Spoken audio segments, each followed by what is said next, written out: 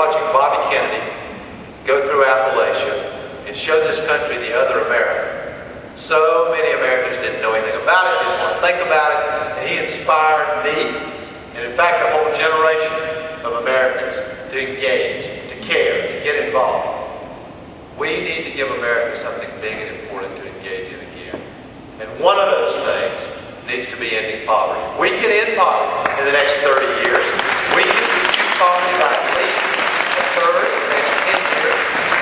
And people who say there's nothing, by the way, I listen to these politicians, I hear this all the time, they say, well, you know, if you've been successful in your life, it's because of your own hard work and your responsibility.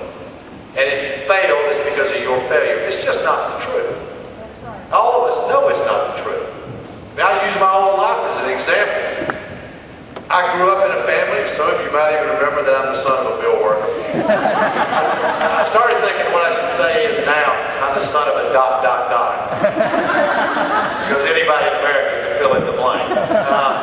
But it is true that I, like many of you, grew up in a normal American family. My parents worked in the mill, my grandparents did, they didn't go to college. And I was lucky to be the first person in my family to actually go to college. But more importantly, I've now had everything you could ever have in this country. I didn't get here by myself.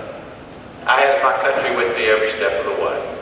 And that means public school teachers, a great state university for my education. Listen, national community matters. It matters what we do together.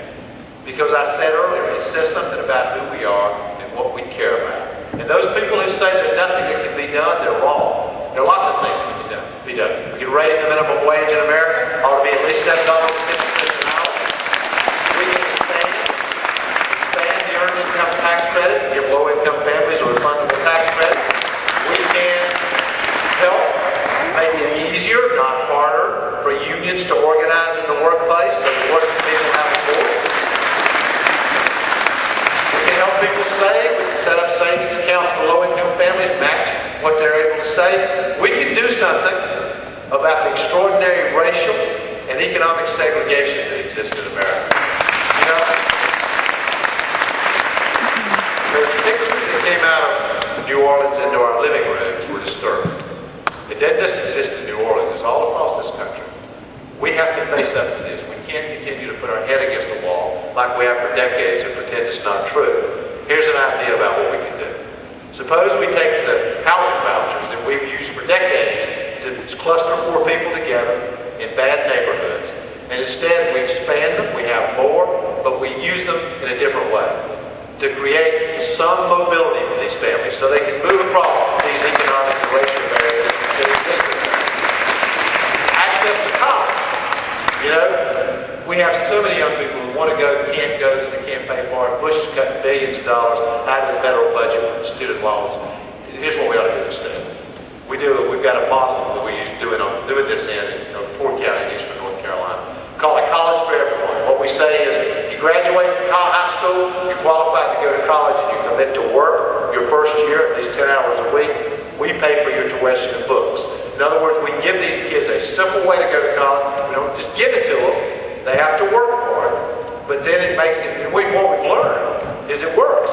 A huge percentage of the kids in this small county in eastern North Carolina have signed up for it. So don't tell me there's nothing we can do. There are things we can do about health care, about poverty in America, about energy independence, changing the way the world looks at us, allowing the world to see who we really are and what we're made of, what our moral fiber is. But what I want to say to you, and I'm going to actually end with this, what I want to say to you is, we can't stand by and hope somebody else is going to do this for us. We can't. When I talk about us needing to do these things, I'm not talking about me. I'm talking about us. All of us. Because our strength and our power is when we act together.